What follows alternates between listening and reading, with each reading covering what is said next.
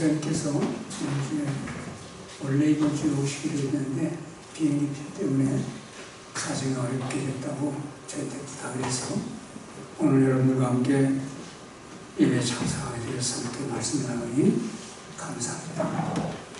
한번 기도하고 말씀 나눕시다. 거룩하신 주님, 사랑하는 성도들이 주의 몸된 교회에 나와 주의 말씀을 듣고자, 그리고 우리 허물을 주님 앞에 다 내어놓고 죄 사함 받고자, 그리고 말씀을 통하여 우리의 마음속에 있어야 할 하나님의 은혜와 삶의 방향과 인생의 목표를 향하여 말씀을 나누고자 하오니 이 시간을 복되게 하여 주시옵소서. 혹시 마음에 병든 자, 삶에 지친 자, 그리고 여전히 이런저런 사인으로 인하여 하나님을 전적으로 신뢰하지 못하는 어떤 모습이더라도 주의 말씀 앞에 모두 있사오니 은혜를 베풀어 주시고 참된 신앙의 길로 나아가는 복된 시간이 되기를 간절히 바라옵고 주 예수 그리스도 이름 받들어 기도합니다. 아멘. 본문에 나오는 이 사도 바울의 이 말씀은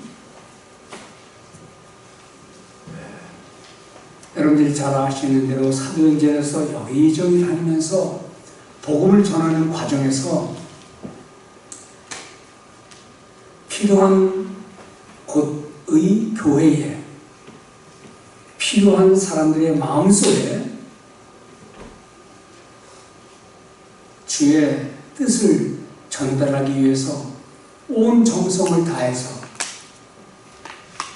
예를 들면 감옥에서 있는 그 어려운 상황에서도 길을 가다가 어떤 숙소에 머물러 있을 때에 그 누군가를 생각하고 고난당하는 성도들을 생각하면서 글을 쓰고, 특별히 디도서는 믿음의 아들과 같은 사랑하는 믿음의 후배, 장래, 목표를 할 아들과 같은 사람에게 주는 권면의 글, 경고의 글, 격려의 글입니다. 이 말씀이 사실은 가만히 들여다보면 성도를 향한 말씀입니다. 시대는 많이 변했어도, 사람 사는 삶의 모습이 너무나 많이 달라졌어도 변함없는 하나님의 말씀. 그러므로 우리는 말씀을 들을 때마다, 읽을 때마다 기도해야 합니다. 하나님, 이 불변의 말씀이 내 삶에 꼭 적용되게 해 주십시오. 엄마가 자식에게 약을 줄 때에, 한약을 줄 때에 기도하는 어머니라면, 하나님, 이 아이가 이거 잘 먹고 낫게 해주세요. 치료가 잘 되게 해주세요. 그리고 약을 주듯이. 근데 제가 초등학교 다닐 때 몸이 좀 약했는지 우리 어머니가 한약을 늘 지어왔는데 한번 먹어보니까 너무 쓴 거예요. 그때 저는 예수를 믿을 때가 아니었습니다. 식구들은 기독교를 받아들이지 않았을 때예요. 하나 먹어보니까 너무 쓰거든요. 그래서 어머니가 얼른 먹거라. 뒤표 가서 먹거라 그러시길래 먹을게요. 그럼 잘 먹어라. 그럼 밖에 나가시면 저는 가위를 딱 잘라가지고 부엌에 가서 수제비누에 버무리고, 먹었니? 그 다음날 또 얘야 이거 먹어야 된다 주셨어요. 저 먹을게요. 어머니 나가 일 보세요. 그냥 꼭 먹어. 예. 그리고 또 부엌에 가서 잘라서 수채구이에 버리고, 지금 생각하면 불효도 그런 불효가 없죠. 어머니의 마음은 몰랐으니까요.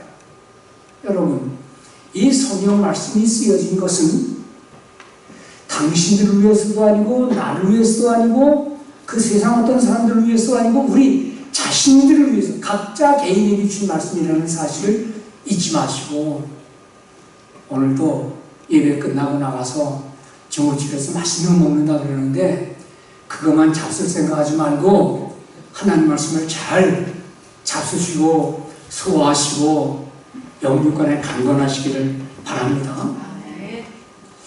바울이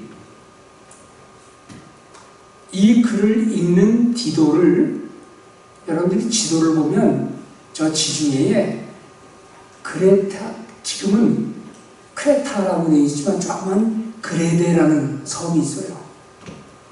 여행을 가다가 그 섬에는 안 믿는 사람이 너무 많고 악한 사람들도 많고 그 중에 유대인들이 있는데 유대인들은 복음을 받아들이지 않는 거예요. 율법만 자랑하고 그것을 바울은 말하기를 할례당 그랬어요. 할례당. 남자들 표피를 자르는 할례한다고 그러죠. 율법만 내세우고 하나님의 은혜를 생각하지도 않는 그 할례당 조심해라. 그리고 복음을 거스르는 저 세상 사람들 조심하라. 그런 경고, 권면을 주기 위해서 이 편지를 쓰고 디도를 꼭 들고 하고 싶은데 디도를 거기서 남겨두었어요. 왜 남겨두었느냐? 여기 보면 2장 내가 너를 1장 제가 눈이 좀 안 좋아서니까 가까이 보겠습니다. 1장 5절에 보면 성경 가져오시면 다 같이 한번 읽어볼까요?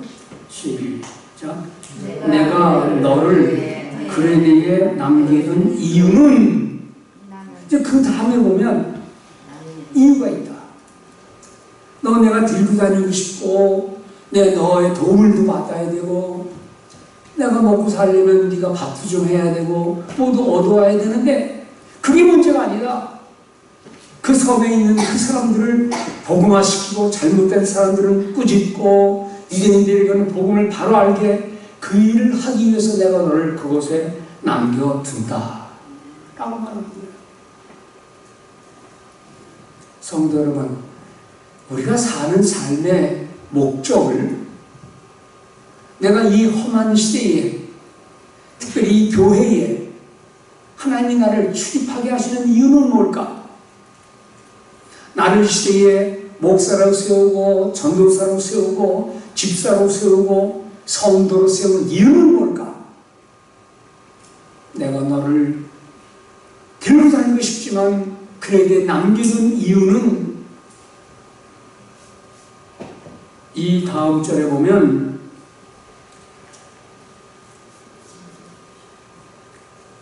6절에 장로들 이름이 나옵니다.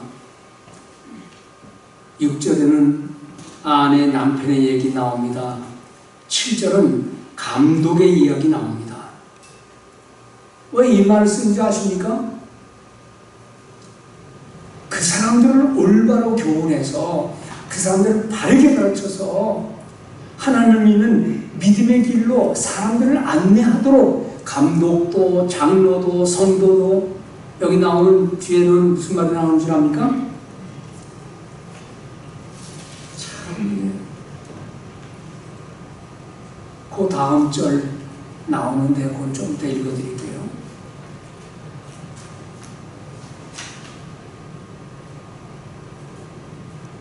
오늘 디도서 2장 11절에 보면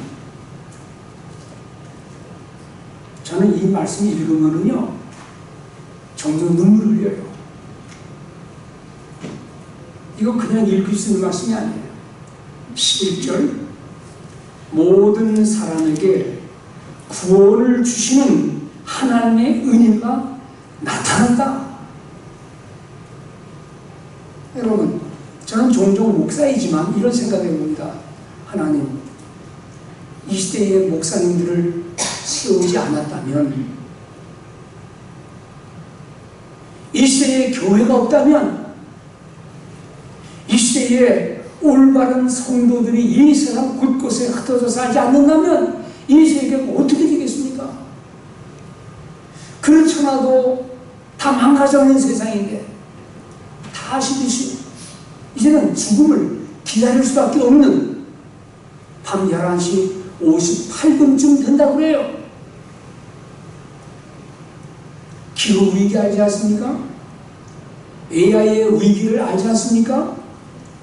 이 세상 사람들이 그렇게 이렇게 호화로운 시대에 살면서도 병원에 환자가 늘어나는 이유가 뭐죠?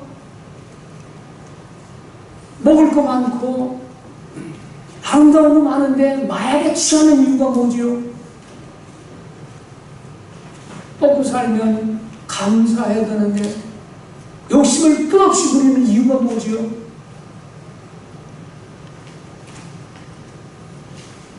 저는 목사이기 때문에 그렇지는 모르지만은 하나님 이 시대에 교회가 없다면, 이 시대에 믿는 자가 없다면, 이 시대에 하나님 말씀이 없다면 세상이 어떻게 돌아갈 것인가 상상만 해도 놀라운 일이에요. 배고프고 먹을 거 없을 때는 그저 먹느냐고 노동을 했지만 지금은 제법 좋은 곳에 우리가 살고 있어요. 그런데 감사가 터져 나와야 되는데 감사가 없어요. 인생에 다 죄를 짓고 살잖아요. 그럼 죄 지으면 하나님 용서해 주세요라고 기도가 나와야 되잖아요. 요즘 회개 기도가 얼마나 많이 터져 나오고 있습니까? 그런데 이 본문에 뭐라고 그래요? 모든 사람에게 구원을 주시는 하나님의 은혜가 나타났다 해서 피해 나타났다. 여러분 안 나타나면 어떻게 했을 뻔했어요? 주님이 십자가에 죽이지 않았다면 어떻게 했을 뻔했어요? 그래서 저는 이 본문을 볼 때마다 하나님, 만일 내가 목사가 안 되었다면 어떤 인생 되었을까요? 내가 만일 교회에 나와서 매일매일의 죄를 고백하지 않았더라면 나는 어떤 인생이 되었을까요? 하나님, 신학교를 세워서 일꾼을 계속 배출하지 않았더라면 벌써 세상은 다 끝났을 텐데, 죄로 물들었을 텐데. 그런데 모든 사람에게, 즉 예수 그리스도를 믿기만 하면 모든 사람에게 구원을 주시는 하나님의 은혜가 나타난다. 한국에서는 지금 34일째, 그 며칠 전입니다. 34일째 열대야가 기승을 부려서 아침이고 밤이고 새벽이고 낮이고 푹푹 찌는 곳에서 우리 한 목사님 고생 많이 하실 거예요.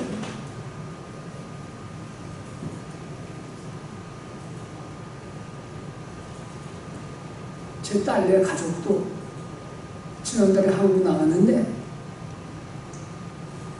장마에 더위에 전화를 했어요. 야, 어떠냐? 아빠 너무 재미있어요. 안 더워? 아직 몰라요. 신나게 제 아들 데리고 돌아다니면서 놀다가 일주일쯤 되니까 어떠냐? 아빠 준영이가 빨리 집에 가지요. 일주일 되니까. 2주일 되니까 아들 딸 이름이 유나입니다. 유나야 어떠냐? 아빠 가야 되겠어요. 2주 동안은 그런 데로 재밌었나 봐요. 갈 데가 굉장히 오랜만에 나갔으니 2주 지나니까 가야 되겠어요. 3주쯤 되니까 어떠냐? 아빠 비행기표 없어. 그리고 곧바로 비행기표를 변경해서 왔어요. 그러면 우리 대한민국 사람들이 뭘 구하겠어요? 어서 소나기가 내려라, 어서 가을이 내려라, 어서 고기압이 내려와라. 그 기다리지 않겠어요?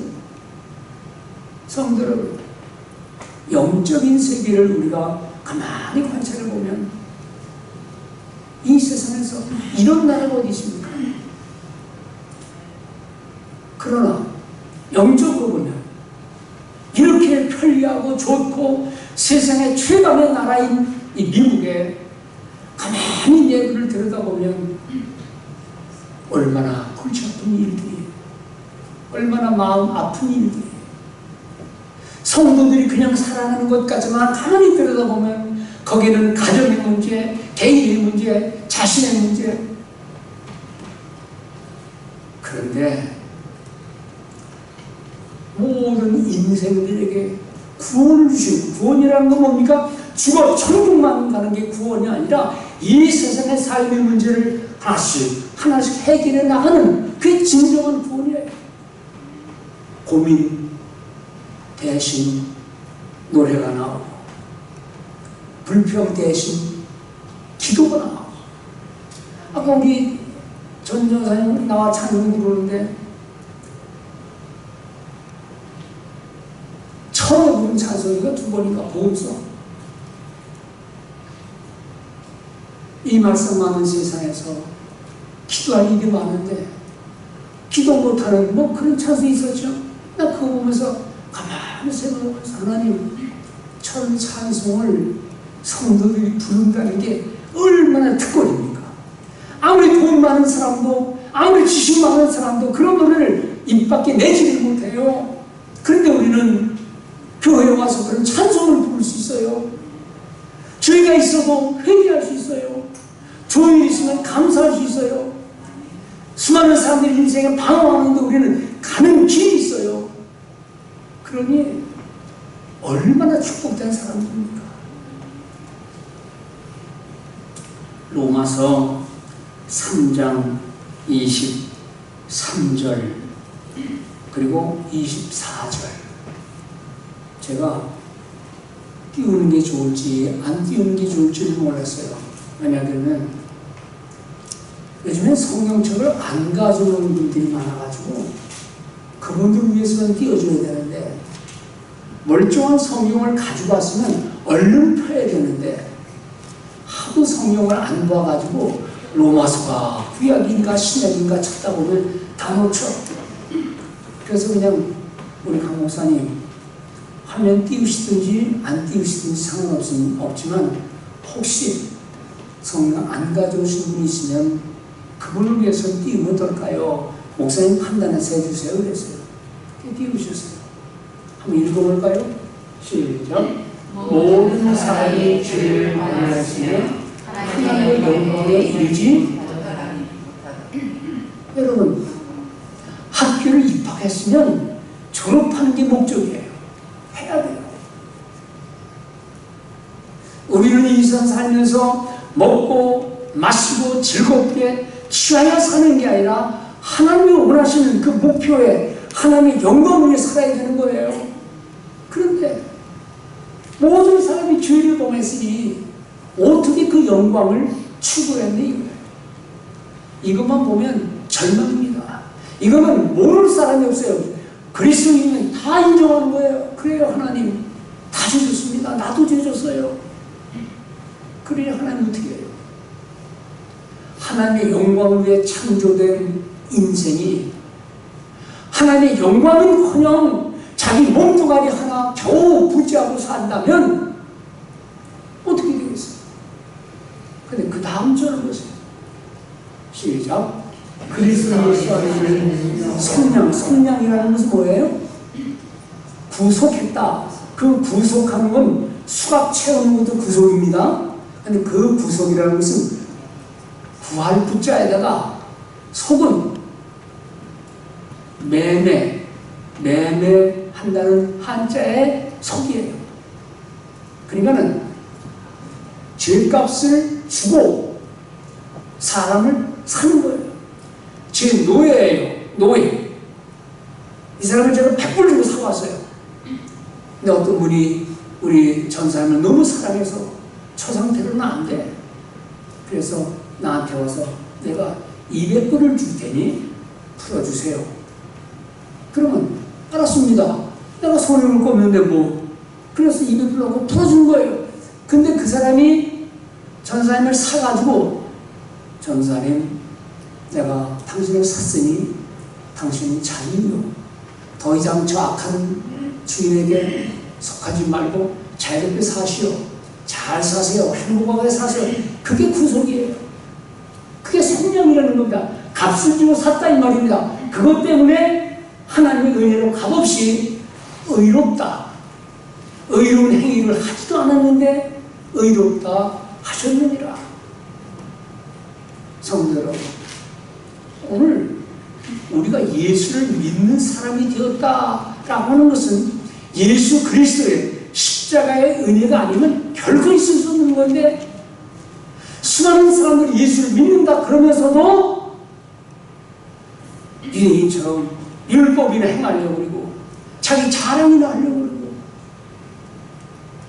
그리스도의 십자가에 죽으신 그 은혜는 새까만 옛날 이야기로 다 제쳐버리면 참 믿음이 될 수가 없다는 것입니다.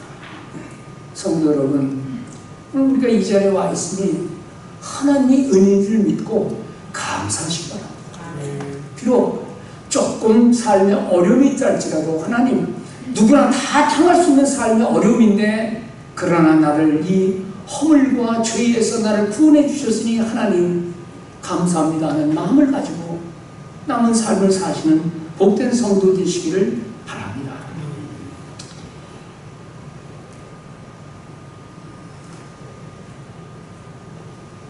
이 2절을 볼까요? 12절 볼까요? 12절. 다 같이 한번 읽어볼까요? 시작. 우리를 양육하시되 경건하지 않은 것과 이 세상 정욕을 다 버리고 신중함과 의로움과 경건함으로 이 세상에 살고.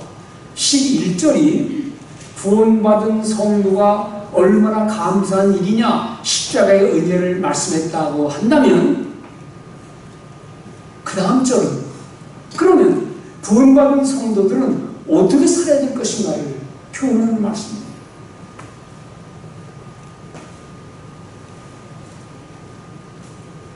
맨 처음 나오는 말이 뭐죠? 우리를 양육하시되. 성도 여러분, 어린애들만 양육하는 거 아닙니다. 나는 목사니 더 이상 양육받을 거 없다, 그것 아닙니다. 영어로는 It teaches us. 그 십자가의 은혜가 우리를 가르친다는 겁니다.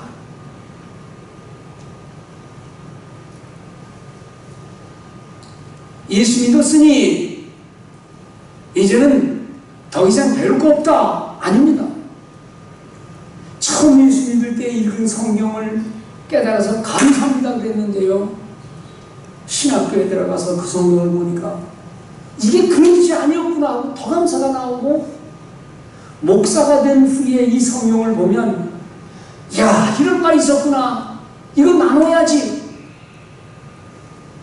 끊임없이 쉬지 않고 부지런히 성경을 읽지 않으면, 부지런히 교회에서 양육받지 않으면 은혜는 지속할 수가 없다는 거예요.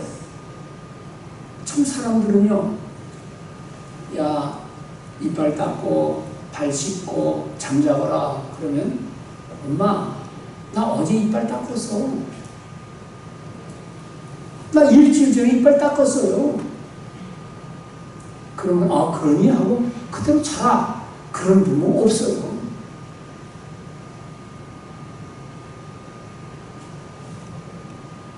손 씻어라.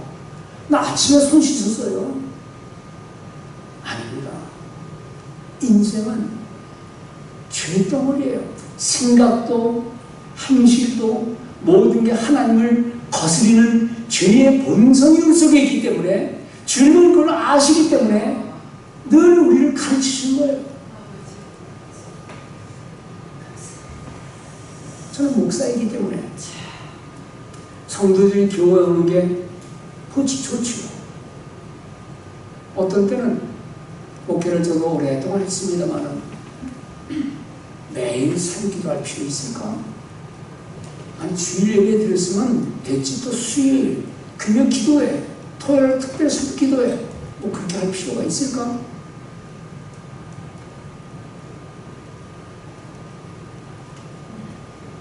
여러분 순간순간 집에 가셔서 1분이든 5분이든 늘 성경책을 가까이 하지 않는 한 틈만 있으면 사탄은 인생을 노리고 있다는 영적 현실을 잊지 마시기 바랍니다. 특히 요즘 젊은 청소년들, 젊은 사람들 틀면 너무 많은 것들이, 너무 많은 재미있는 것들이 한 손에 잡히니까 그 소중한 하나님 말씀을 들여다볼 여유를 못 가져요. 인생을 변화시키는 것도 아니고 인생의 참된 복을 제공해 주는 것도 아니고 참 길을 제시하는 것도 아닌 흘러가는 뉴스들에게, 흘러가는 세상 소문에 소중한 시간 너무 많이 소비하고 있다는 사실을 인정해야 할 것입니다. 우리를 양육하시되 그 다음 뭐죠? 경건하지 않은 것과 이 세상 정욕을 다 버리고. 영어 성경을 가지신 분들은 이렇게 되어 있어요. It teaches us to say no to ungodliness and worldly passion. It teaches us no, 아니오라고 그걸 가르쳐준다는 겁니다. 뭐에 대해서요? 이 세상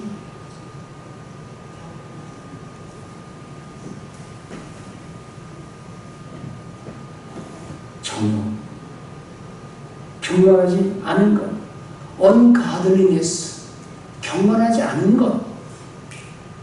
성도 여러분, 경건하지 않은 것, 믿음에 도움되지 않는 것들이 우리 주변을 감싸고 있습니다. 월드리 패션, 이 세상 정욕, 이 세상을 바라고 탐심을 갖는 모든 것들이 우리를 서라운딩, 우리를 둘러싸고 있어요. 그거에 대해서 뭐라고 해야 됩니까? No! 닫고, 눈 감고, 귀 닫고 하는 그런 자세를 가져야 되는데 우리는 항상 열려 있어요. 그것이 이 시대를 살아가는 경건한 성도들의 위기입니다. 누가 이것을 가르칠 수 있을까요? 자식들은요, 하도 그런 걸 많이 보면 얘야 그만 보고 방에 들어가 공부해. 그럼 방 딱 들어가서 문을 딱 잠깁니다. 뭐 하나 하고 뒤에서 보려고 그러면 문 잠겨 있어요. 똑똑 그런 뭐라 그러죠? 못 오게 만들어요. 성도 여러분, 우리가 예수를 믿는 믿음의 비결이 뭔 줄 압니까? 신앙생활을 올바르게 하는 삶의 비결이 뭔 줄 압니까?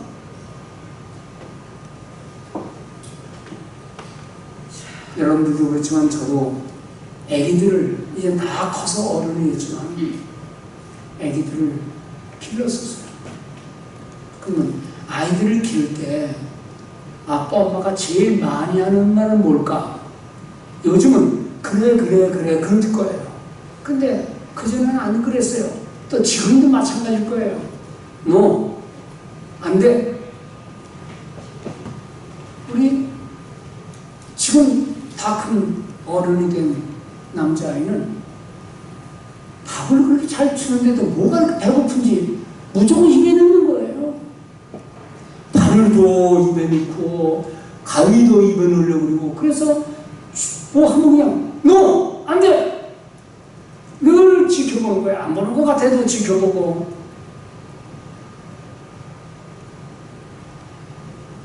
내버려 두면 큰일 나죠. 그러니까 아이를 기를 때에 제일 엄마 말이 제일 많이 하는 말은 안 돼요. 청소년 돼서도 뭐 사달라 그럴 때 다 사줄 수 있으면 다 사줌을 당하는 아이는 어떤 아이가 될까요? 지혜로운 부모님은 그래서 안 돼. 그 사야 되는 이유를 대보아. 지금은 그럴 경제적인 여유가 없어. 하다가 정말 필요하면 유익이 되면 사주죠. 여러분, 요즘 성도들은 목회자의 간섭 받는 것 싫어하더라고요. 꾸짖는 설교도 싫어하더라고요. 만담 같은 이야기, 세상 이야기, 그저 어디서 흥겨운 이야기가 들어오면 나가면서 뭐라는 줄 아세요? 목사님, 은혜 받았습니다. 뭐가 은혜 받았습니까? 물어보면 그 얘기한 거 있잖아요. 그래서 예화도 함부로 들어서는 안 되겠더라고요. 하나님 말씀을 가슴에 담는 게 아니라 그냥 지나가는 예화를 거기에 집중하는 거예요. 적어보세요. 그러면 저걸 봐야 되는데 손가락으로 목사님의 손가락이 손톱이 길어요. 이렇게 말하면 되겠습니까? 성도 여러분, 우리가 관심을 가지고 집중적으로 생각할 것은 주의 말씀입니다.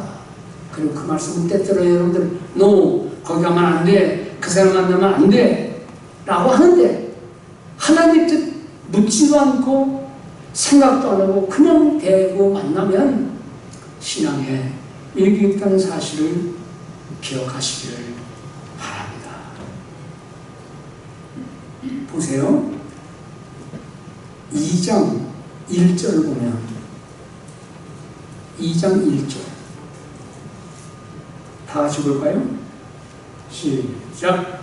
오직 너는 바른 교훈에 합당한 것을 말하여. 이거는 장차 목회자가 될 사람들에게 복음을 가르쳐야 할 디도에게 주는 말입니다만은 이걸 오늘 우리들에게 적용한다면 보세요. 오직 너는 왜 이 말할까요? 하도 많은 사람들이 그리스도를 인정하지 않고 하도 많은 유대인들이 복음을 거절하고 그래도 있는 사람들이 게을러 빠져서 거짓말쟁이고 욕심쟁이. 그러나 너는 헬라어는요 수는 뭐냐? 대는 그러나. 그래서 NIV 성경에는 but you, 그러나 너는. 여러분, 애가 학교에 가는데 엄마, 교실에 가면 애들이 싸움만 해. 막 훔쳐, 놀려. 그럼 엄마가 뭐라니까? 너도 훔쳐, 너도 싸워. 그러는 부모 없어요. 너는 안 돼. 그러나 너는 예수 믿는 애잖아. 너는 착한 아들이잖아. 너는 이제 훌륭한 사람이 돼야지. 그러니 너는 영원 but you, 그러나 너는 이 세상 사람들이 다 이상한 모습이 가도 당신들은, 우리 믿는 사람들은 세상 교회 가다 미지근미지근하게 간다 할지라도 이 교회는, 네 교회는, 우리 교회는 성도 여러분, 그러나 너는 지금은 이 믿음 갖지 않으면 흘러가는 대로 그냥 흘러가면, 남들이 하는 대로 그냥 하면, 남 교회가 하는 그런 모습으로 간다면, 이 세상 되는 대로 그냥 흘러간다면, 그래서 주님께서 그러셨죠. 말세에 내가 믿는 자를 보겠느냐. 여러분, 모든 만민을 위해 죽으신 예수 그리스도의 십자가의 은혜가 있음에도 불구하고 주님 말씀하시기를 내가 다시 올 때에 얼마나 믿는 자를 보겠느냐. 여러분, 얼마나 두려운 말씀입니까? 얼마나 우리가 경계받아야 할 말씀입니까? 성도 여러분, 오늘날 현대인들의 신앙의 모습, 되어지는 이 마지막 세상의 모습을 보면서 이야, 모르겠다.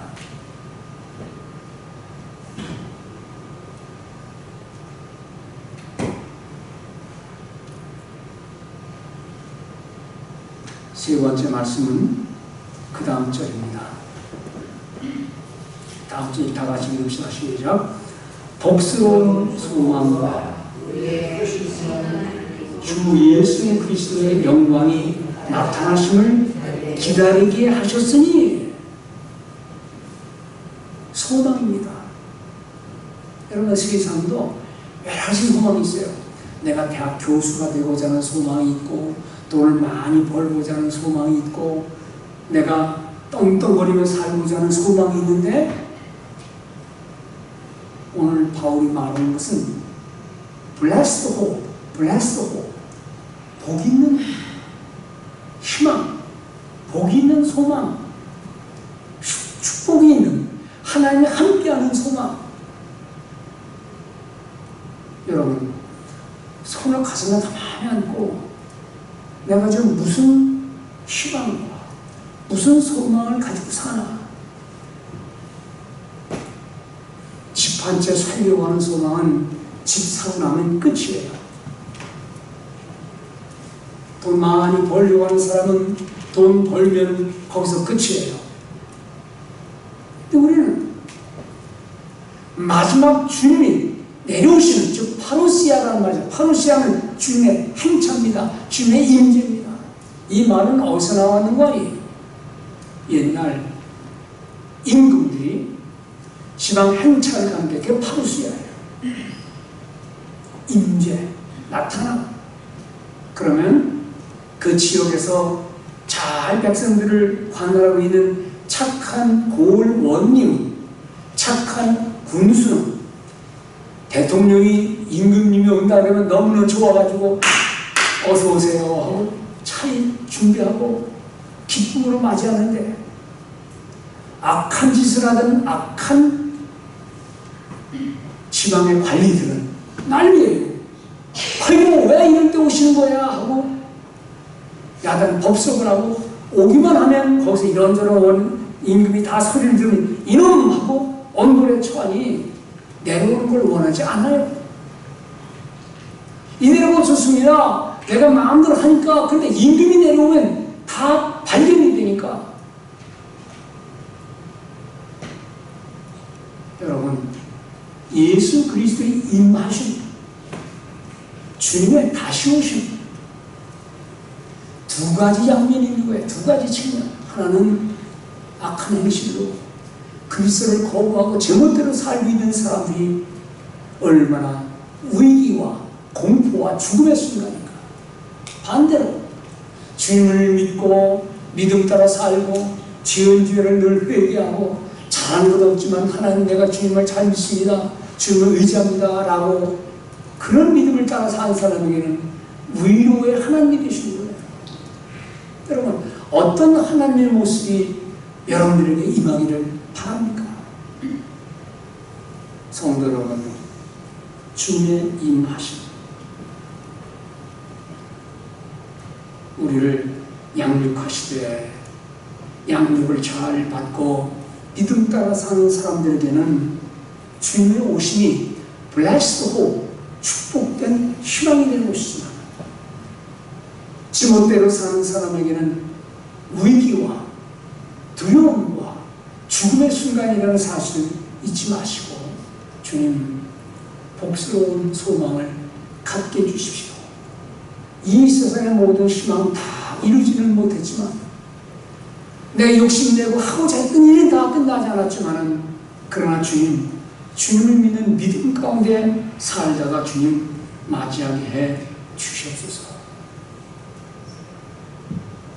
이 주님을 맞이하려면 여기 있는 그대로 우리를 양육하시는, 우리를 길러주시는, 우리를 훈육시켜주시는, 우리를 기쁨으로 제공해주시는 이 모든 말씀을 잘 배우고 듣고 믿음 따라 사는 귀한 성도들 되시기를 바랍니다. 마지막 그 다음 절을 한번 볼까요? 14절 시작. 그가 우리를 대신하여 자신을 주시면 모든 불법에서 우리를 성령하시고 우리를 깨끗하게 하사 선한 일을 열심히 하는 자기 백성이 되게 하여 하십니다. 부모가 자식을 초등학교에 입학시키고 됐다, 그만 배워 하지 않고 중학교 보냅니다. 중고등학교 나왔으면 세임도 할 줄 알고 말도 하지 그만 배워라 하지 않고 대학을 보냅니다. 이제 됐다, 네가 알아서 살거라 그러지 않고 또 열심히 공부하라고 그래가지고 유학을 보냅니다. 박사학위를 받은 아들에게 길 나갈 때 길 조심해라. 차 운전하는데도 얘야 차 조심해라. 왜 그러죠? 양육이라는 것은 끊임없는 인생의 과정이에요. 말씀은 더구나 이 어려운 시대 속에서 우리가 틈틈이 시간을 내요. 말씀을 읽고 나누고 듣고 왜곡된 것은 곧게 하고 교만한 것은 낮게 하고 절망에 빠진 사람에게는 올려쓰게 하고 하는 이 모든 말씀을 통한 양육은 변함없이 이루어져야 되는데 그럼 왜 그렇게 해주시는 것이냐? 우리를 부르신 주님의 부르심에 합당한 일, 여기 있는 그대로 우리를 구원하신 또 깨끗게 하신 이유는 선한 일에 열심하는, 옛날 성경은 자기 친백성, 친백성, 아들도 어서 의도운 아들이 아니라 강제로 맡겨진 아들이 아니라 내 몸에서 나온 친자식처럼 친백성이 되게 하려 하십니다. 여러분, 아들은 아버지를 좀 되게 닮잖아요. 딸은 되게 어머니를 닮잖아요. 왜 닮습니까? 몸에서 태어났기 때문에요? 아니요. 엄마 아빠가 하는 말, 엄마가 보여주는 사랑, 아빠가 훈육하는 그 말씀을 늘 보고 배우고, 자나 때나 나타나는 부모님, 음식 먹을 때 어떻게 음식 잡수시더라, 우리에게 뭘 말씀하시더라, 그걸 다 보고 배우고 느끼기 때문에 그 아이가 이 다음에 커서도 그걸 흉내내는 겁니다. 친백성의 의미는 그런 거예요. 우리가 늘 교회 올 때마다 말씀을 듣지요. 늘 기도하죠. 회개를 하지요. 찬양하지요. 감사를 드리지요. 그러므로 나도 모르게 늘 듣는 말씀이 내 마음에, 내 생각에, 내 몸에 배어서 우연히 당하면 어휴 하나님, 아이고 하나님. 제가 목회할 때 창피한 경우가 있었어요. 오신교에서 아주 먼 옛날 85년쯤인가 목회를 잠깐 하고 있는데 어느 집사한테 신방을 가기로 했어요. 그래서 신방을 하는데 저녁에 가야 되기 때문에 어두워할 때입니다. 그 이제 운전해 준 집사님이 계시고 나는 옆에 탔고 뒤에 권사님 두 분이서 같이 신방을 하는데 이제 그 집에 딱 차를 댔어요. 그리고 문을 열고 발을 딱 내딛는데 첨벙하는 거예요. 첨벙. 파킹장에 좀 골격이 그 밤중에 있는 건 안 보였겠죠. 첨벙하는데 뒤에 있는 권사님도 문을 열다가 같이 물에 빠졌는데 나는 순간적으로 집사님, 아니 왜 이렇게 운전하는 거야? 아니 차에 어디다 대는 거야? 그런 심정으로 아이쿠 하면서 집사님을 쳐다보려고 그러는데 권사님 두 분이 양쪽으로 들고 할렐루야 그러는 거예요. 그래서 들고 아유 거기는 물이 없나 보죠? 그랬더니 권사님들 하신 말씀이 아니요 여기도 물 많아야 되는데 한쪽 발만 빠져서요. 한쪽 발은 여전히 괜찮고 한쪽 발만 빠졌으니 할렐루야 감사합니다. 제가 목사지만 그 소리 듣고 회개했어요. 그 순간에. 별것도 아니잖아요. 사실 뭐 양말도 사러 신고 구두 신고 왔는데 물에 빠지면 좀 그렇긴 하지만 그게 무슨 대수예요. 그때부터 제가 그 권사님들을 존경했습니다. 역시 믿음의 경륜은 다르구나. 젊은 목사는 운전한 사람을 쳐다보고 한마디 하려고 했는데 두 분은 한쪽 발만 빠졌으니 다행이지요. 할렐루야.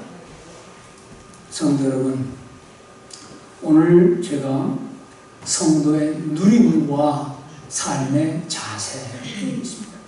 누림이라는 것은 즐기는 거예요. 구원받은 삶을 즐기십시오. 내가 하나님의 자녀가 되었다는 특권을 누리십시오. 그 대신 누리는 사람에게 주어진 과제가 있습니다. 이 세상을 바라보면서 뭐가 잘못된지를 깨닫고 우리는 선한 일에, 복음을 전하는 일에, 믿음을 행사하는 일에 열심히 하는 하나님의 자기 백성이 되기를, 주여 나는 힘이 없지만 나에게 그런 힘 좀 주세요. 기도하게 해주세요. 용기 있게 해주세요. 기도하시면서 어려운 세상을 이기며 살아가는 복된 성도 되시기를 주의 이름으로 축원드립니다.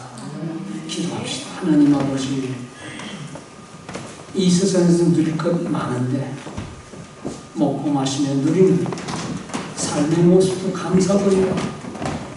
예수 그리스도를 통한 받은 구원의 은혜를 감사하며 누리는 우리 모든 성도들 되게 해 주옵소서. 하나님의 친백성인 것을 잊지 않게 하시고 하나님을 찬양하며 감사하며 헌신하는 복된 성도들 많게 하여 주옵소서. 예수 그리스도의 이름 받들어 기도드립니다. 아멘.